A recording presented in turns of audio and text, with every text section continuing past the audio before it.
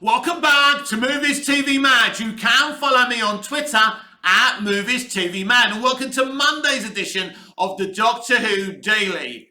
When Stephen Moffat replaced Russell T Davies as showrunner of Doctor Who, he had the hardest job in television history because we were all in love with Russell T Davies and what he did with the Doctor Who revival spanning from 2005 to 2009. It was sensational. 4 seasons, specials, Christmas specials, Torchwood. By that time, I think I had 3 seasons of Torchwood as well. We had the Sarah Jane Adventures. What Russell did was sensational.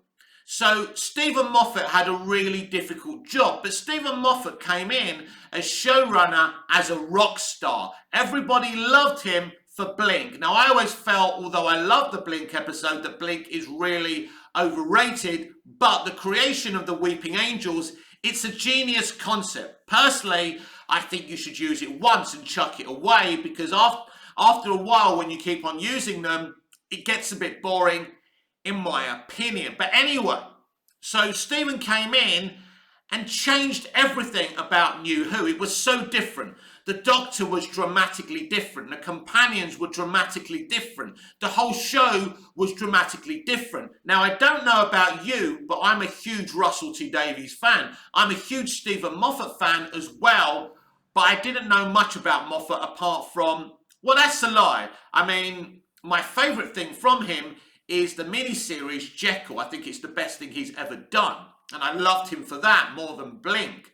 And even I liked him more for that than Sherlock. But I do appreciate Sherlock is, again, he did what Russell T Davies did with Doctor Who. He took an iconic property and contemporized it, which is an amazing feat and made it even better than before. And again, that's a huge accomplishment to bring in new audiences, old audiences, for them to appreciate your new take on kind of some iconic material. So it's not like I didn't appreciate Stephen Moffat, but the way Russell T Davies sets things up is brilliant. He'll set one thing up like in 2005, and by the time you get to 2009, he does something and you realise, oh, that's one thing I've been kind of thinking about since I've been rewatching Torchwood in his era of Doctor Who. Is Captain Jack actually human? I don't think he is. Now, I remember someone saying in one of the episodes when the face of Bo is dying that he's the last of his kind. What does that actually mean? And someone actually says Bo kind, but they don't know any different, of course. They think he's a Bo. But maybe they were a race. Maybe Captain Jack isn't a human being. What evidence is there that he's a human being? Now, it's very, very interesting, isn't it? Because Jack at least does have a brother and he had a family as well. We know that actually Jack did he have a sister? We saw in Children of Earth, and we saw the brother in Torchwood Series 2. So what does that mean? What's all that about?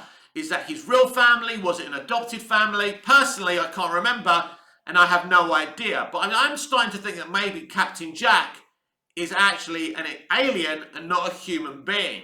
And we spoke about this yesterday. I'm kind of distracting from the main case in point because this is what a genius Russell T Davies is. He gets you to ask questions of his characters. But to have 5 years of Russell T Davies, then for Stephen Moffat to come in and dramatically change everything. And by the way, Stephen was obsessed with change. He took the fact that Doctor Who was kind of a show that rewrote itself all the time, literally. So we went from his season 5, which was dramatically different to what Russell did. Then we went to his season 6, which was even more different to his season 5. He just kept on regenerating the show. That can be a good thing, but that can also make you feel a little bit, for me, it's disorientating. And so when he kept on dramatically changing the show, like when he did the pilot, I think he was in season 10 or season 9 or whenever it was, right? And he's going, yeah, it's the pilot, we're rebooting the show again. And it's like, you keep on doing that, Stephen. Why don't you stick to a vision? Because this is what I liked about RTD. We had one TARDIS design, we stuck with it for 5 years. And in my opinion, RTD's TARDIS is the best TARDIS And if I was running Doctor Who, that TARDIS design would come back. Why? Because it's alien, it's great, it still looks so futuristic, but really, really cool, and something the Doctor would have. And that's what I like. Now, I'm not saying I don't like Matt Smith's TARDIS, I just prefer David Tennant's and Christopher Eccleston's TARDIS, and I think that is a better look for me. And I mean, look, for me personally, Jodie's TARDIS, and I've tried to look at it charitably, but the design is hideous. And again, nothing on the people who design this stuff, because the people who have always designed Doctor Who have been very creative, wonderful people. But Russell T Davies is a bit like that statement by Lois Lane in Superman 2. You know, Clark saying to her, look, we know we've got Niagara Falls. Aren't you impressed? She goes, when a girl's seen Superman in action, Niagara Falls takes second place. And it's the same with the comparison of Russell T Davies and Stephen Moffat. Stephen Moffat is a revolutionary, you know, visionary writer, storyteller. I think he's amazing. A lot of the stuff, some of the stuff he did with his Doctor Who, or even when he wasn't the showrunner, was sensational. I love his fairy tale Christmas episodes. At the end of the day, I love what Stephen does. He's a genius. And I think if he was the first one to run Doctor Who, there wouldn't have been, I don't think there would have been as much hate for Moffat.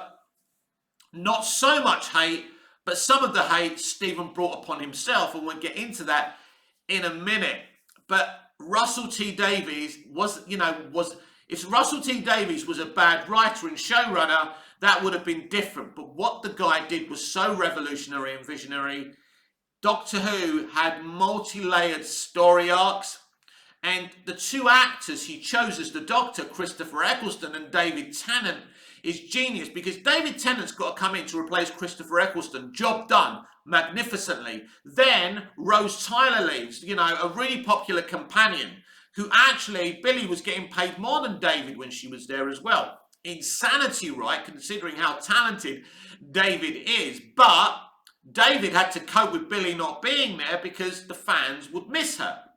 And when you look at season 3, the first half of season 3, it's a bit fillery. It's not, I would say the first part of season 2 is better than the first part of season 3. But Doctor Who season 3 is salvaged in the second half of the season, because the season 3B, the second part of season 3, was so good. And then we get the reveal of John Sims' master, and it's amazing. And Captain Jack is back. They've been building that Captain Jack story in the first season of Torchwood. So these are the things that Russell T Davies did, and they were genius. So Russell T Davies left, Stephen Moffat comes in, and everything is so different. The only thing we kept really that was the same was Murray Gold. Thankfully, he didn't do a Chris Chibnall and get rid of Murray, because Murray, for me, is one of the best composers in the world. And I'm hoping that Russell brings him back, because I'll be hugely disappointed if he doesn't. It's not a deal breaker, I'll have to live with it, but Murray's music is sensational. If you can bring Murray back, if Murray wants to come back, for crying out loud, bring back Murray Gold. And I know there's these Hoochies say, no, we don't want Murray Gold back. We've got to move forward, blah, blah, blah, blah. Forget about it. Murray Gold is one of the best composers on the planet. It's as simple as that. So I'm extremely happy that Russell's back now. But yeah, Stephen had a rough ride by us, the fans, because he dramatically changed things so much. And it was a huge change. And I didn't really come to terms with his Doctor, Matt Smith, until The Snowman. And that's after Amy and Rory left. I never really got into Amy and Rory. I think on rewatch I prefer them a lot more. And Clara was more relatable to me. And I liked that kind of one-on-one situation where it was one companion and the Doctor. But I loved Mystery Box, and I thought that was cool. But then she became a bona fide established companion with Peter Capaldi after the kind of Mirror Box, not Mirror Box, what am I talking about? Mystery Box, that's what I'm talking about, Mystery Box situation. And I thought she became a great companion, and then we saw the Doctor as Capaldi in his purest form. who the Doctor really is, in my opinion. And, you know, Clara didn't like that. And that whole storyline of basically her hating the Doctor and then in the end realising it was the same man, and they became really close friends and they had that bond again. It was a beautiful arc from Stephen Moffat. But like when you go from Heaven Sent to Hell Bent, then you create a bit of a problem, don't you? It's like at that time, I think he'd been there, what, seven seasons or so, 6 or 7 seasons. He clearly wanted to leave, and you get to a point as a showrunner, as a writer, where you become, you know, you begin to be at war with your own audience. And it's not a good, healthy situation. We actually see that a lot these days, where you are at war with your audience, and your writing suffers when you do that. You know, and this is what kind of Rian Johnson attempted to do with The Last Jedi as well, where you go to war with your audience, and at the end of the day, whether you like the audience or not, they are your customer. You're there to provide them with something that they can, that they can consume. And if they don't like it and they don't want to consume it, you've got a bit of a problem. This isn't like a dictatorship. And I think some creatives, I'm not saying Stephen Moffat as such, but I'm saying there's a lot of creatives today who do think they're part of a dictatorship, and it's like, this is what I'm going to give you, consume it, love it, or fuck off. And that seems to be the attitude today. And unfortunately, Stephen Moffat wanted to leave. They couldn't find another showrunner, and Stephen desperately brought Chris Chibnall on board, and Chris Chibnall in the end, after a few whiskies, actually said yes. Thankfully for Stephen, because I don't think it was good for his mental health. But credit to Stephen, after he left, he was very passionate about the show. He always talked about the show. He said he always thought about Doctor Who stories. And it was actually Russell T Davies, when asked after he left if he'd come back, no, not interested, you've got to move on, blah, blah, blah. I never think of Doctor Who stories, he said.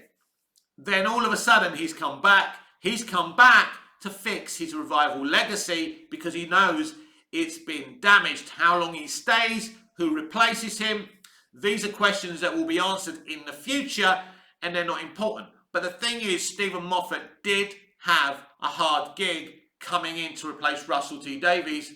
You know, a beloved showrunner, someone that created something so special. He's a romantic writer, and I don't mean that in terms of relationships. There's a purity, there's a magic about his writing, but also, Russell isn't afraid to do the dark stuff. I think, Torchwood, Children of Earth, may be the darkest, most amazing thing he's ever written. This is the amazing thing about Russell. He's not just the light and breezy writer. He's not just a dark writer. He's not just a reality-based writer. He's everything. Russell can give you anything he wants to give you, and it's so amazing. He can take things so dark, but then give you a good, inspirational ending of a story. So he truly is an amazing storyteller, and ultimately, so is Stephen Moffat, but there's just something unique and special about Russell T Davies, and that's why Stephen had a really rough ride at the beginning of his tenure as Doctor Who showrunner. But there's no question about it. Stephen Moffat is a special visionary storyteller, and he gave us some amazing things, and I'm very grateful for that. I think we're very fortunate to have had, guys like Russell and Stephen involved in Doctor Who, because their kind of writing is sensational. It's amazing that they're not writing, huge franchises in Hollywood, but something tells me they're not the biggest of Hollywood fans. This has been the Doctor Who Daily here on Movies TV Mad with me, Mick, your host with the most. Just ask your girlfriends and your wife. Please like, share, comment, subscribe, hit the notification bell so you never miss this beautiful perfection. And I'll see you again in the next video. Until I see you again, goodbye, au revoir, auf Wiedersehen.